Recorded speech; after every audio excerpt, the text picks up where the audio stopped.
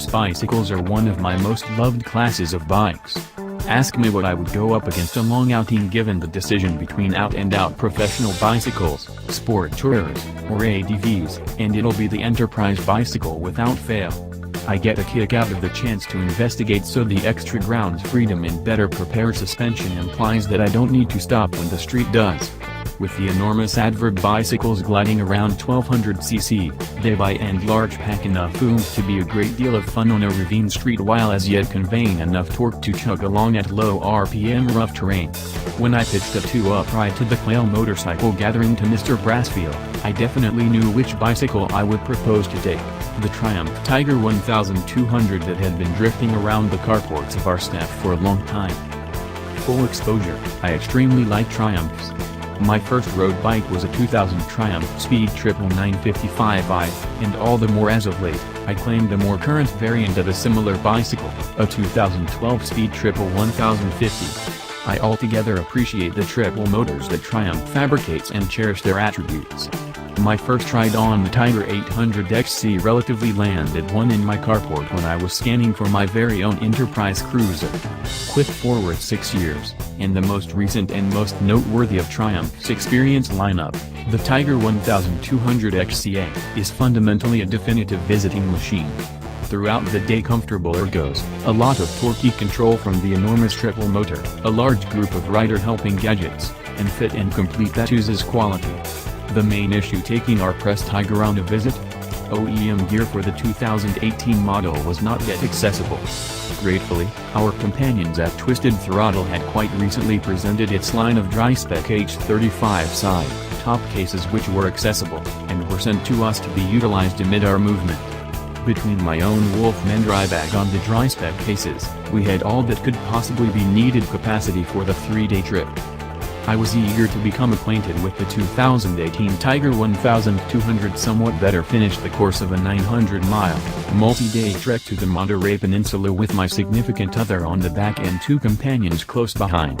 I had invested a decent measure of energy bobbing around town on the Tiger in addition to an entire outing on Jeep trails with the enormous Kitty. However, this would be the sort of test me as a whole to once in a while get the chance to do in light of time and assets. Our ride would incorporate the 4 of us on 2 cruisers advancing up to Monterey on Friday, looking at the Quail Motorcycle Gathering Saturday, and advancing back to the LA territory on Sunday. It would be the first run-through at the Quail Motorcycle Gathering for every one of us, and we were stirred to go to the occasion. Nonetheless, we were similarly as eager to appreciate some time in the seat through the crooked streets of California's Focal Valley and onto the dependably striking Focal Drift and Big Sur zone of California's shoreline. We utilized Interstate 101 North to dislodge some time that we would have liked to utilize later on all the more engaging stretches of landing area, which we trusted were less voyage. The Tiger 1200 was an eager steed for eating up interstate miles. Journey control set, suspension inclinations set. For the early morning stretch, the warm seats and holds were flipped on, and altering the electronic windscreen as far as possible kept the breeze off of both myself and my traveler. Thing. Who knew visiting could be so agreeable? Impacting up the 101 and slicing over to the Pacific Coast Highway, north of the avalanche that still can't seem to be cleared, by means of Nacimiento-Ferguson Road, I would have liked to see significantly less activity on that one path, to some degree restricted street. Tragically, now that Nacimiento is the main connector to the drift street in the region, it's continually occupied on the end of the week with people who are driving too quick, don't have the foggiest idea about the span of their own vehicle, or a mix of the two, making for a not as much as charming voyage on the generally panoramic detour. It's intriguing the amount more anxious I was in that situation with my significant other on the back than I would have been riding alone. Love does abnormal things.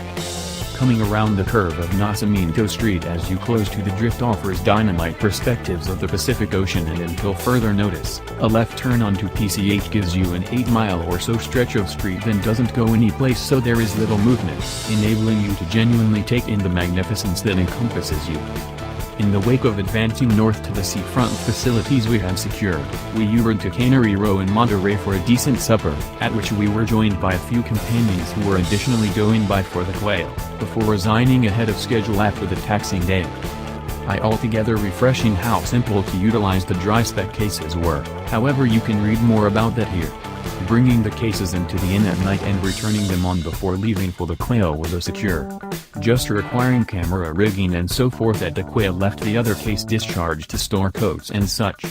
Having lockable capacity is extraordinarily advantageous.